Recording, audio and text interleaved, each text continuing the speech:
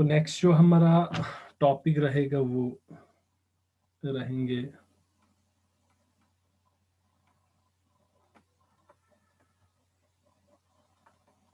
Synthetic model complexes of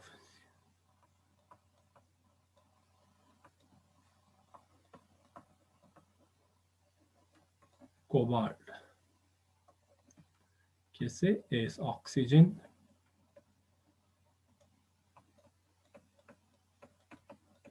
carrier and storage proteins।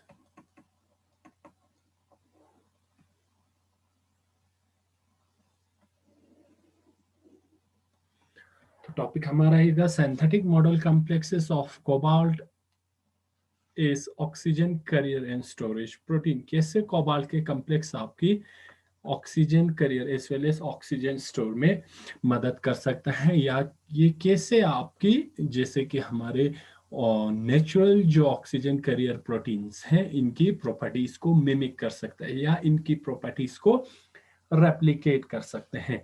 तो अगर हम कोबाल्ट कॉम्प्लेक्स की बात करते हैं तो ये जो मेन कोबाल्ट कॉम्प्लेक्स है ये सबसे पहले the first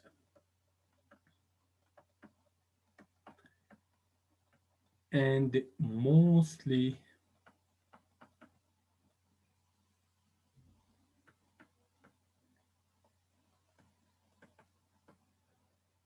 investigated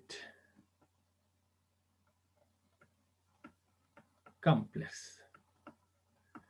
Cobalt complexes are the first and the mostly investigated complex हैं। अगर हम कोबाल्ट कॉम्प्लेक्स की बात करें तो सबसे पहले जो सिंथेटिक कंपाउंड्स पे जब रिसर्च स्टार्ट हुआ था वो कोबाल्ट से स्टार्ट हुआ था, और कोबाल्ट की कॉम्प्लेक्स मैक्सिममली स्टडीड किया गया है या इन्वेस्टिगेट किया गया है।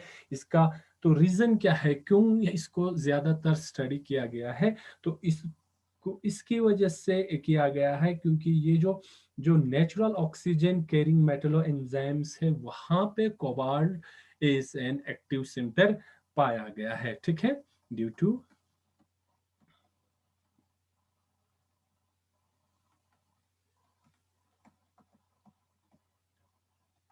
structure similarities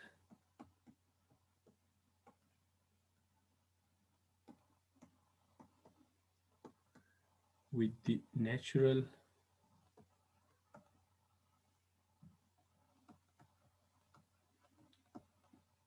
oxygen carrying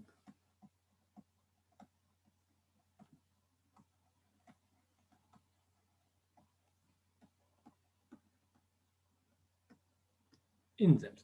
क्योंकि आपके जो एनिमल्स के जो बॉडी में नेचुरल मेटलो एंजाइम्स रहता है उनकी स्ट्रक्चर और जो कोबाल्ट कॉम्प्लेक्स या उनमें जो active centre cobalt as a cobalt present रहते हैं तो उनकी स्ट्रक्चर सिमिलरिटीज की वजह से कोबाल्ट की कॉम्प्लेक्स को पहले रिसर्चर्स ने मैक्सिममली स्टडी किया है, इन्वेस्टिगेट करने की कोशिश करे हैं कि कैसे हमारा ये as an oxygen carrier as well as oxygen storage proteins के लिए ये काम कर सकते हैं। तो यहाँ पे जब लोगों ने इस कोबाल्ट कॉम्प्लेक्स को एज एन ऑक्सीजन कैरियर या स्टोरेज प्रोटीन्स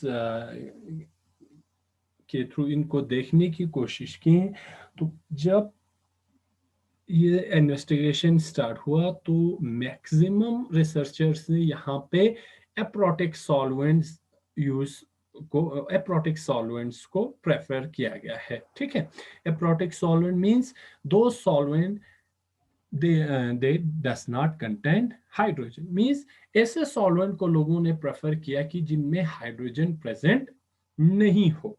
उनको लगा कि ये जो प्रोटेक्ट सॉल्वेंट जब हम यूज करते हैं तो ये क्या करते हैं, ऑक्सीजन को बाइंडिंग तो कराते हैं, मींस ऑक्सीजन और कोबाल्ट कॉम्प्लेक्स में बॉन्डिंग तो होते हैं लेकिन जो बॉन्डिंग होते हैं वो रिवर्सिबल नहीं होते हैं। मींस एक बार जब ऑक्सीजन बाइंड होते हैं तो वो मेटल को ऑक्सीडाइज करते हैं, फिर वो वापस वहां से नहीं निकल पाते हैं। तो जो मोस्ट रिसर्चर्स ने इनमें इन्वेस्टिगेशन के वक्त एप्रोटिक सॉल्वेंट को क्या किया गया है, प्रेफर किया गया है, ठीक है। तो यहाँ पे most of the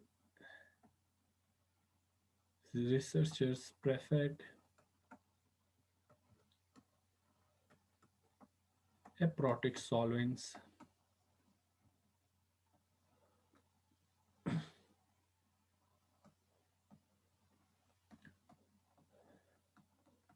while working with cobalt complex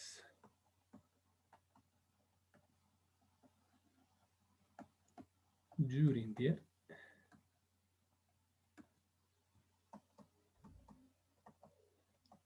initial test.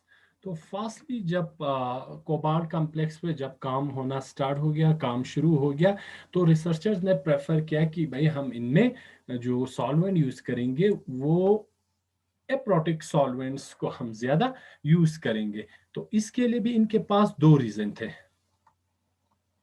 Mainly for two reasons. अब हम देखेंगे यहाँ पे रीजंस क्या है, किसकी वजह से लोगों ने प्रेफर किया कि भाई हम एप्रोटिक सॉल्वेंट्स को ज्यादा यूज करेंगे while working with this cobalt complexes.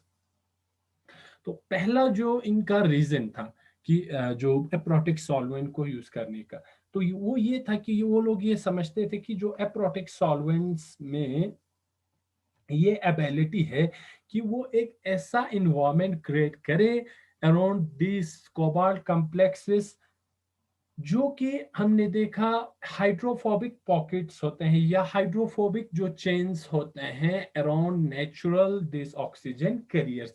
जैसे कि हमने हीमोग्लोबिन में देखा, तो हीमोग्लोबिन के पोरफायरिन रिंग के अलावा हमने देखा वहां पे हमारे पास क्या था, ग्लोबुलिन प्रोटीन्स था। ग्लोबुलिन प्रोटीन्स क्या कर रहे थे, एक तो इनमें हमारे जो कोऑपरेटिविटी इफेक्ट को इंड्यूस कर रहे थे, उसके साथ साथ जो परऑक्साइड जो ऑक्सो फॉर्मेशन होता था या हिमेटिन फॉर्मेशन होता था उसको रोक रहे थे आपका जो हाइड्रोफोबिक इन्वायरमेंट या जो ग्लोबुलिन प्रोटीन्स था। तो लोगों ने इसको सोचा कि अगर हम एस एन एप्रोटिक सॉल्वेंट यहाँ पे यूज करते हैं तो वो उस वाले जो हाइड्रोफोबिक इन्वायरमेंट है around that natural oxygen carrier proteins, उसको क्या कर सकते हैं, वो उस इन्वायरमेंट को क्रिएट कर सकते हैं। तो पहला उनका ये रीजन था दे उनका कि that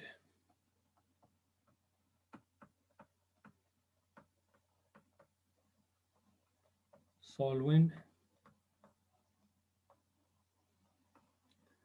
possesses the ability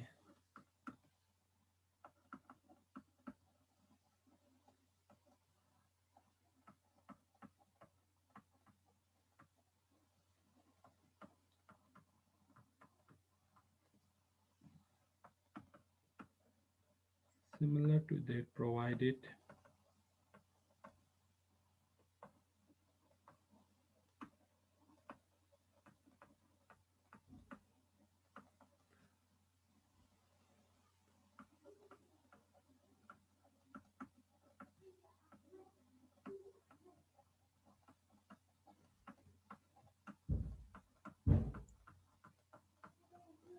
career.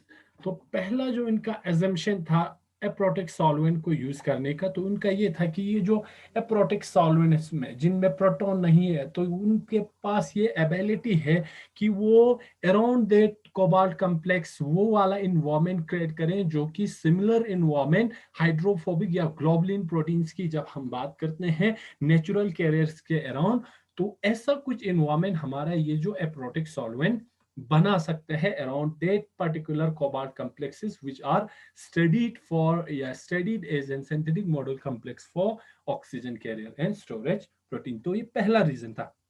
दूसरा रीजन ये था कि जो प्रोटिक सॉल्वेंट अगर यूज हम करते हैं, प्रोटिक सॉल्वेंट अगर यूज करते हैं तो वो ये कर सकते हैं कि वो जो ऑक्सीजन बाइंडिंग होता है कोबाल्ट कॉम्प्लेक्स के साथ उसको इरिवर्सिबल बना सकते हैं, ठीक है।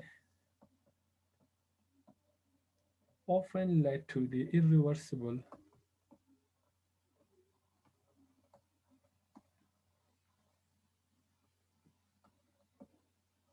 O2 oxidation of the metal complex.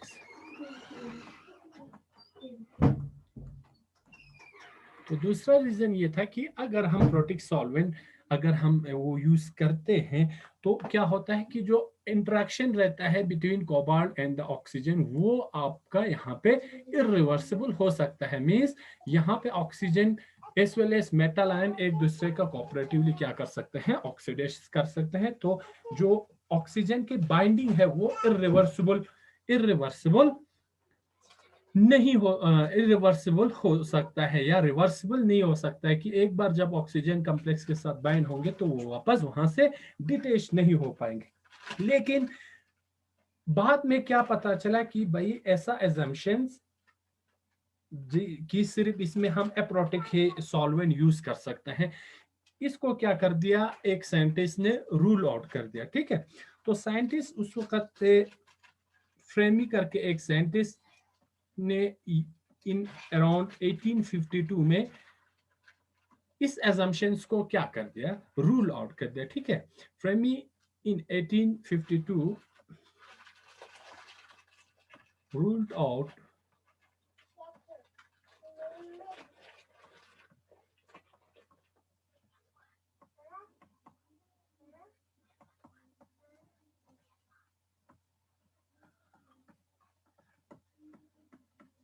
Aprotic solvent.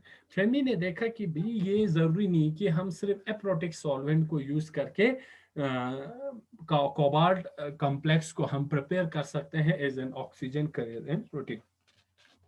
तो उसने क्या किया, उसने कुछ इनऑर्गेनिक सॉलिड्स लिए, एक्वस इनऑर्गेनिक सॉलिड्स लिए, जिसमें अगर हम देखें तो अमोनियम कोबाल्ट साल्ट देखा कि वो रिवर्सिबल एब्जॉर्प्शन कर रहे थे डाइऑक्सीजन को जब उसको हम एटमॉस्फेरिक ऑक्सीजन में छोड़ देते हैं। ठीक है, तो उसने क्या किया, कुछ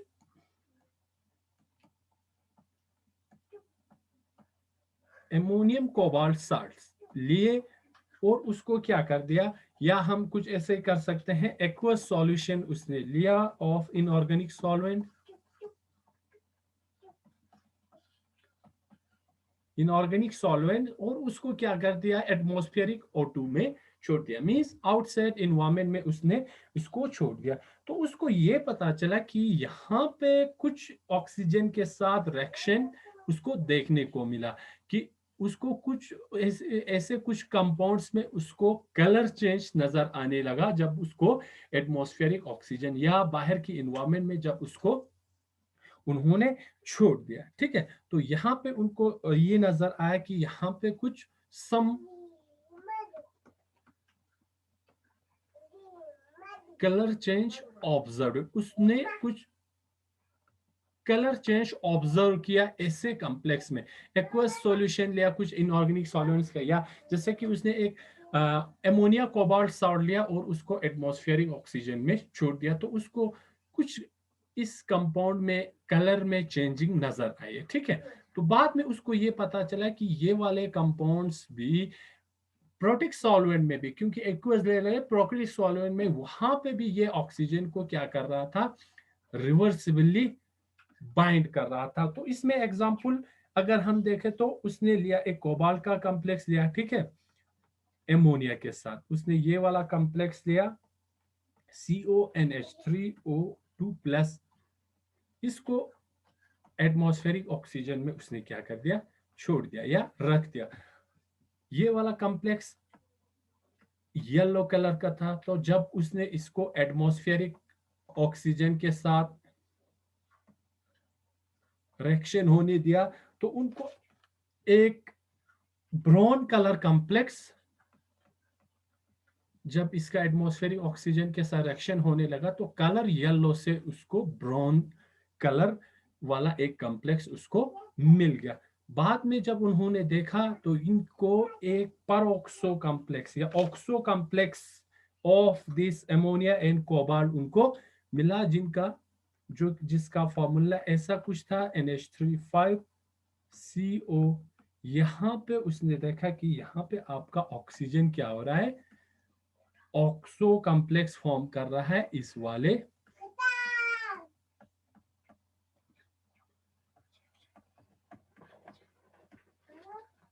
ऐसा कुछ कॉम्प्लेक्स इनको मिल गया जब ये वाला yellow complex of this cobalt and ammonia atmospheric reaction oxygen के साथ रिएक्शन करने के बाद उनको एक कोबाल्ट ऑक्सो कॉम्प्लेक्स मिलने लगा और इसका कलर था ब्राउन कलर। बाद में इनको इसको इन्होंने नाम दिया ऑक्सो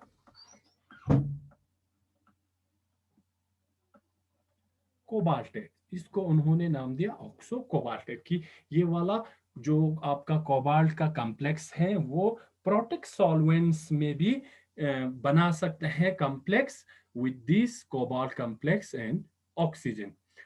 तो इसकी बनने के बाद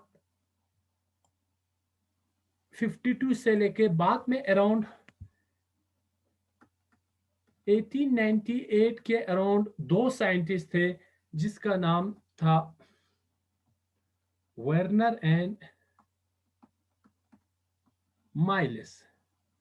इन दोनों ने फिर इस कॉम्प्लेक्स की स्ट्रक्चर पे काम करने लगे। ठीक है, देखा कि एक्चुअल में ये जो कॉम्प्लेक्स बन रहा है वो क्या बन रहा है और इसका स्ट्रक्चर कैसा है। तो बाद में इन्होंने जब इसका एक्सरे स्टडी करने लगे, ठीक है, इसकी स्ट्रक्चर पे करेक्टराइजेशन करने लगे और उसका एक्सरे करने लगे both in ionic and water soluble form में। ठीक है, वाटर सॉल्युबल फॉर्म में जब इन साइंटिस्ट ने इसकी स्ट्रक्चर पे काम करने लगे तो उनको उनकी स्ट्रक्चर्स की स्टडी से उनको ये रिजल्ट मिला कि भाई ये कॉम्प्लेक्स तो एक परऑक्सो कॉम्प्लेक्स है कोबाल्ट और ऑक्सीजन का with low spin cobalt third complex. और यहाँ पे कोबाल्ट जो है +3 ऑक्सीडेशन स्टेट में है और लो स्पिन स्टेट में प्रेजेंट है। तो जब उन्होंने इसका स्ट्रक्चर देखा तो उनको ऐसा स्ट्रक्चर एक्सरे डायफ्रैक्शन स्टडी से उनको मिल गया। इसका स्ट्रक्चर ऐसा कुछ था NH3 5 CO O O इस तरह बाइंड था और यहाँ पे दूसरा कोबाल्ट NH3 5 ओवरऑल कॉम्प्लेक्स हमारे पास यहाँ पे 4+।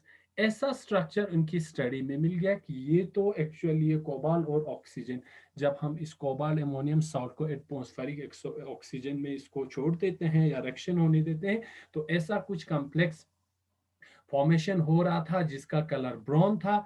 तो ब्राउन के बाद जब उन्होंने इसका डिटेल्स में स्ट्रक्चरल एनालिसिस करने लगे तो उनको मिल गया कि ये तो एक कॉम्प्लेक्स है कोबाल्ट अमोनिया का ऑक्सीजन के साथ जो कि एक परऑक्सो कॉम्प्लेक्स है जिनमें कोबाल्ट लो स्पिन स्टेट में प्रेजेंट है और कोबाल्ट का ऑक्सीडेशन +3 है। और यहाँ पे अगर हम इस ऑक्सीजन की बॉन्ड लेंथ की बात करें तो ये था इनका अराउंड 1.74 एंगस्ट्रॉम। या दो ऑक्सीजन के बीच में जो बॉन्ड बन रहा था तो वो था अराउंड 1.47 एंगस्ट्रॉम। तो यहां से मिल गया कि भाई कोबाल्ट भी ऑक्सीजन के साथ, कोबाल्ट कॉम्प्लेक्स भी ऑक्सीजन के साथ रिवर्सिबल बॉन्ड फॉर्मेशन कर सकते हैं या कर रहे हैं। तो इसको भी हम एज एन ऑक्सीजन, इसको फर्दर स्टडी जब हम करेंगे तो और इसको हम as an alternate oxygen carrier protein या oxygen as an oxygen storage protein use as an oxygen storage protein use कर सकते हैं। इसके अलावा दूसरे कोबाल्ट के binuclear peroxide complex भी सिंथेसिस किए गए हैं दूसरे लिगेंड के साथ, जैसे कि साइनाइड लिगेंड हुआ, जिनमें आपका अगर हम बात करें अदर लिगेंड्स लाइक आपका साइनाइड आयंस हुआ, ठीक है, पोलीअमीन्स हुआ, पेप्टाइड या एमाइड्स के पेप्टाइड्स जो हुए,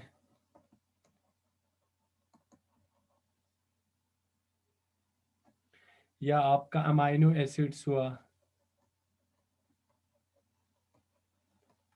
या आपका कुछ शिप बेस भी bases were also used to form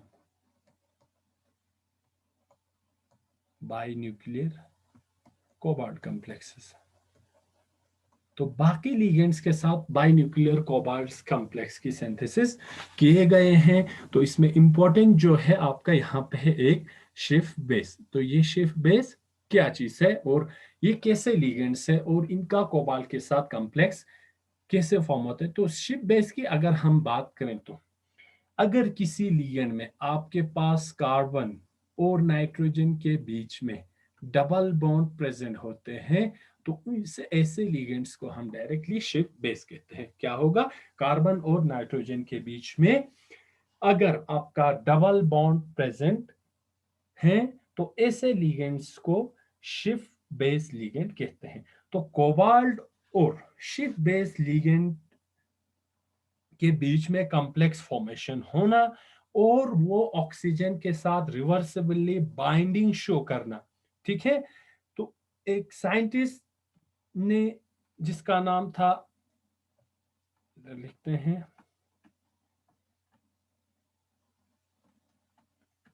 सुमाकी, उसने 1938 में कोबाल्ट और शिफ्ट बेस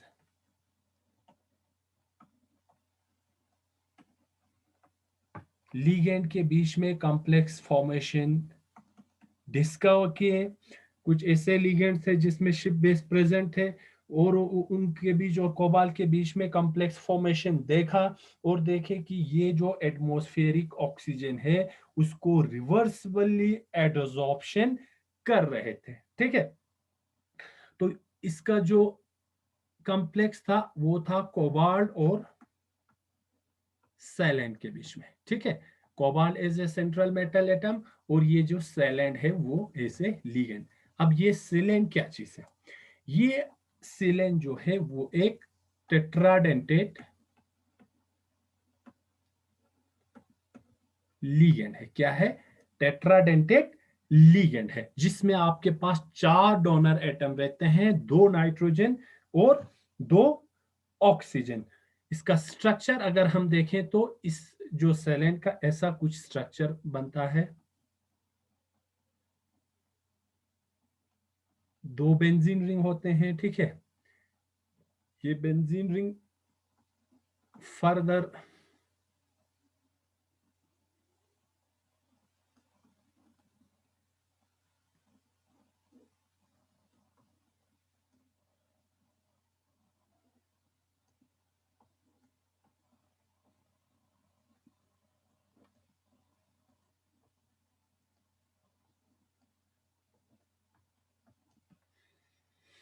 ऐसा कुछ स्ट्रक्चर है जिसमें आपके पास ये एक ऐसा लिगेंड है जिसमें आपके पास 4 डोनर एटम रहते हैं, इसीलिए हमने इसको लिखा टेट्राडेंटेट लिगेंड।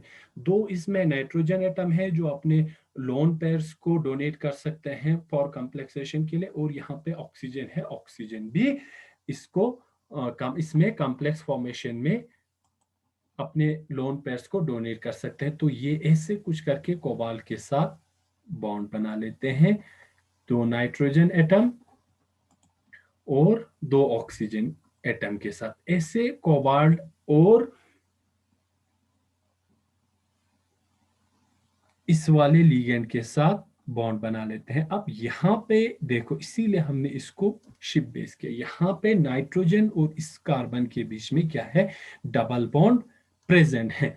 तो यहाँ पे ये जो आपका लिगेंड है एक टेट्राडेंटेट लिगेंड है, वो इस कोबाल्ट के साथ कॉम्प्लेक्स फॉर्मेशन करके कोबाल्ट साइलेंट कॉम्प्लेक्स फॉर्मेशन करते हैं और ये आपका एटमॉस्फेरिक ऑक्सीजन को, ठीक है, किसको, इसने जब फर्स्टली एटमॉस्फेरिक ऑक्सीजन के साथ जब हम इसने रिएक्शन देखा तो यहाँ पे उसको मिला कि यहाँ पे ये रिवर्सिबली मॉलिक्यूलर एटमॉस्फेरिक ऑक्सीजन को मॉलिक्यूलर एटमॉस्फेरिक ऑक्सीजन को रिवर्सिबली बाइंड कर रहे थे, ठीक है। तो यहां पे उसको क्या नजर आया कि ये जो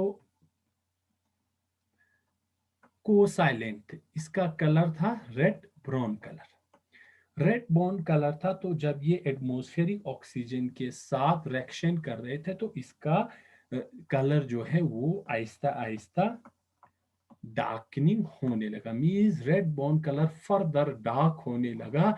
तो उसने देखा कि यहाँ पे due to the adsorption or absorption of this molecular oxygen, reversible absorption of this molecular oxygen, the color of these cobalt silane complexes get darkened more as the reaction progresses. तो यहाँ पे उन्होंने देखा कि कोबाल्ट और ship base ligands भी हम इसको यहाँ पे as an oxygen carrier, oxygen transport, synthetic oxygen transport model complex इसको बना सकते हैं। ठीक है, अब जब लोगों ने फर्दर इस वाले कोबाल्ट सैलेन कॉम्प्लेक्स के स्ट्रक्चर को स्टडी करने लगे तो उन्होंने ये देखा कि ये जो कॉम्प्लेक्स जो है कोबाल्ट साइलेन जो सैलेन कॉम्प्लेक्स है, ये डिफरेंट कॉम्प्लेक्स जो क्रिस्टलाइन फॉर्म्स में डिफरेंट सॉल्वेंट्स में डिफरेंट क्रिस्टलाइन फॉर्म एक्वायर कर रहे थे। ठीक है, this complex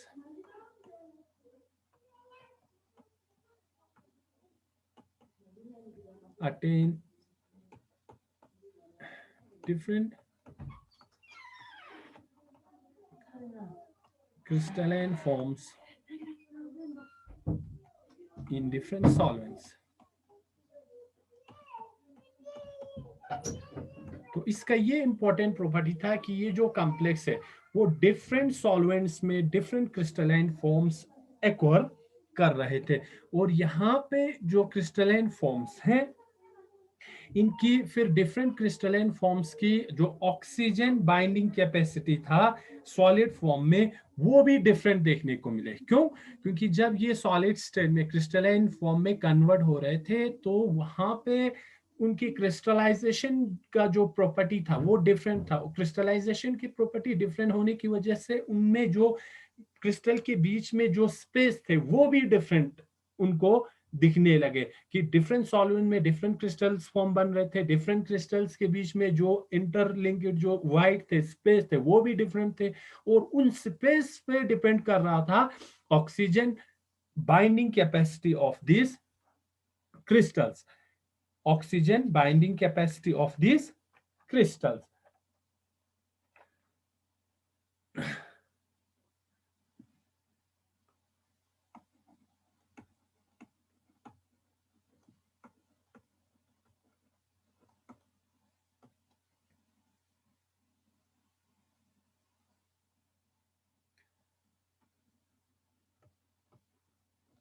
The oxygen binding capacity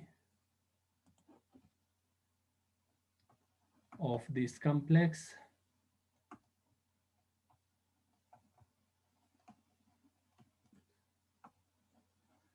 gets attributed to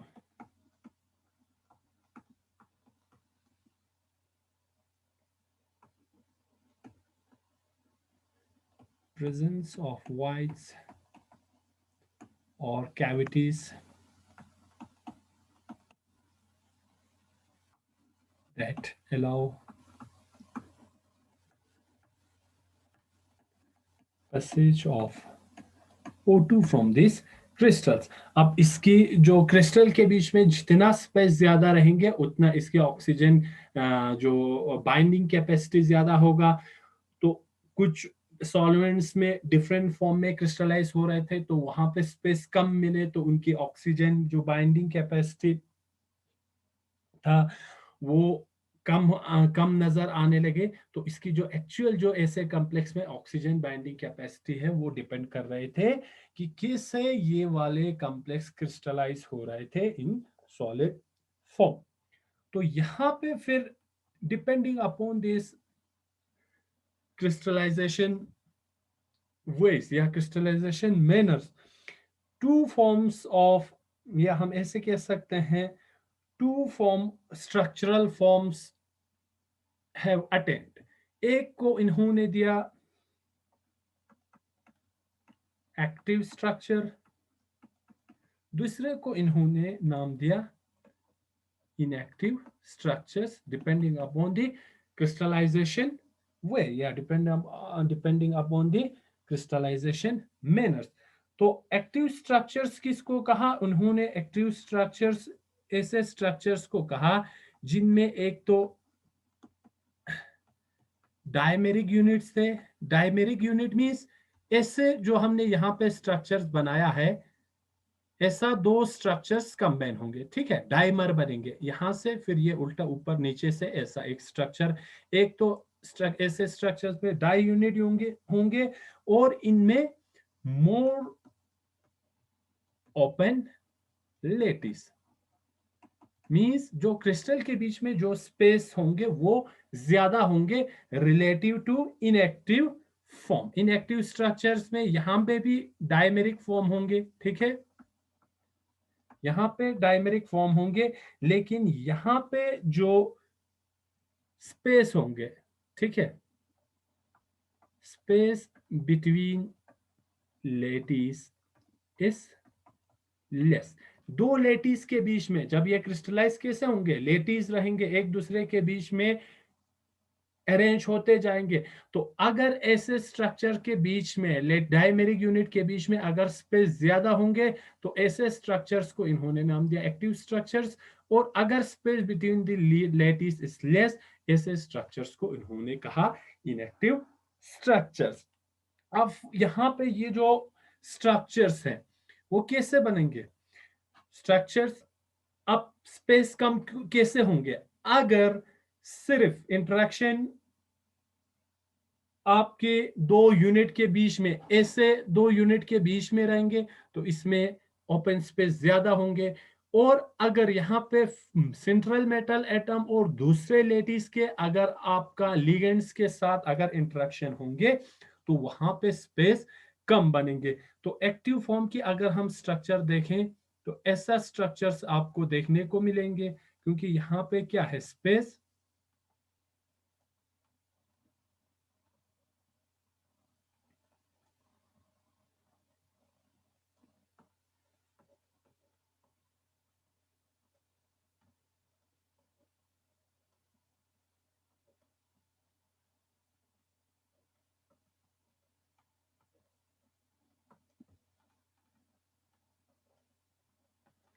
यहां से आपका फिर दूसरा लिगेंड आएंगे, ठीक है।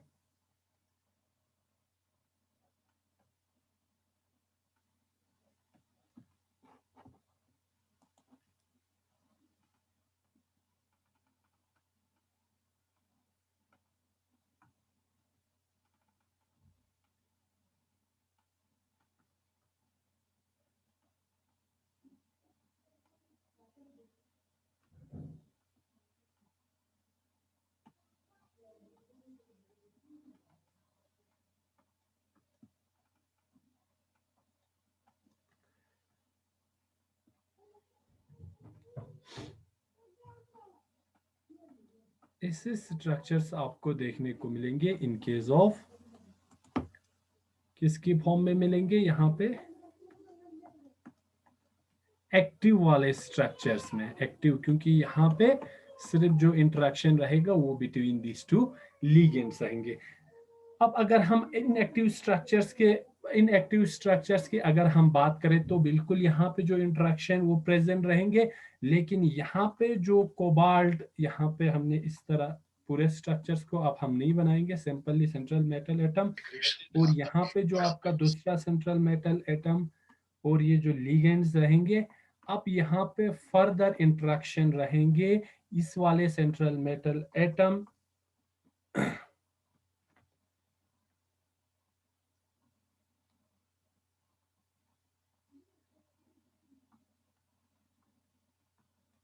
इस वाले कोबाल्ट एटम को इस लिगेंड के ऑक्सीजन के बीच में और इस वाले कोबाल्ट और इस वाले ऑक्सीजन के बीच में भी इंटरेक्शन प्रेजेंट रहेंगे। अब यहाँ ज्यादा इंटरेक्शन प्रेजेंट रहने की वजह से यहाँ पे स्ट्रक्चर मोर डेंस हो जाएंगे और जो कैविटीज है वो कम होते जाएंगे, क्योंकि यहाँ पे एक्स्ट्रा यहाँ पे क्या हो रहा है, इंटरेक्शन प्रोड्यूस हो रहा है between this intra ligand, interaction produce हो रहा है। तो यहाँ पे जो स्ट्रक्चर के बीच में ओपन स्पेस है वो कम हो जाएंगे, इसीलिए ऐसे स्ट्रक्चर्स को इनएक्टिव स्ट्रक्चर्स कहा है।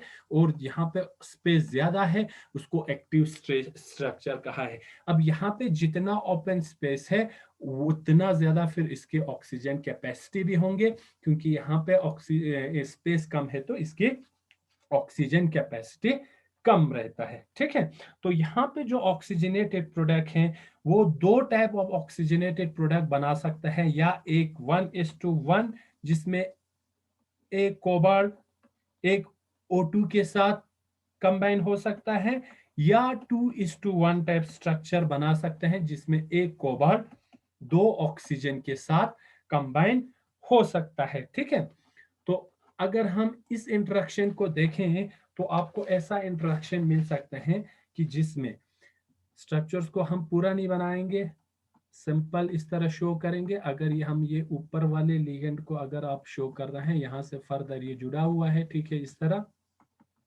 ये नीचे वाला लिगेंड रहेंगे, ये लिगेंड फर्दर जुड़ा हुआ है।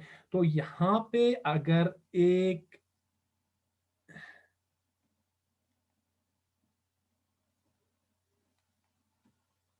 इस तरह दो कोबाल्ट एटम के बीच में एक ऑक्सीजन, यहाँ तो ये सॉल्वेंट रहेंगे। ठीक है, दो कोबाल्ट एटम के बीच में अगर एक ऑक्सीजन इस तरह कंबाइन होते हैं तो ऐसे स्ट्रक्चर को हम 2:1 टाइप स्ट्रक्चर कह सकते हैं। और अगर आपका स्ट्रक्चर ऐसा कुछ बन जाते हैं जिसमें आपका एक ही इस तरह यहाँ पे ऑक्सीजन है, यहाँ पे ऑक्सीजन है, तो अगर एक कोबाल्ट एटम के साथ दो ऑक्सीजन इस तरह कंबाइन हो सकते हैं तो इसको हम 1:1 टाइप स्ट्रक्चर कह सकते हैं। तो ऐसे आपका कोबाल्ट के कॉम्प्लेक्स डाइऑक्सीजन बाइंडिंग में मदद करते हैं, या ऐसे आपका कोबाल्ट कॉम्प्लेक्स के साथ डाइऑक्सीजन बाइंड हो सकते हैं। तो ये था कुछ आपका synthetic cobalt complexes is an oxygen carrier as well as oxygen transport protein। ठीक है, तो ये था अच्छा सर। आपका कैसे आपका सिंथेटिक कोबाल्ट के कॉम्प्लेक्स आपका ऑक्सीजन कैरियर प्रोटीन का काम कर सकते हैं।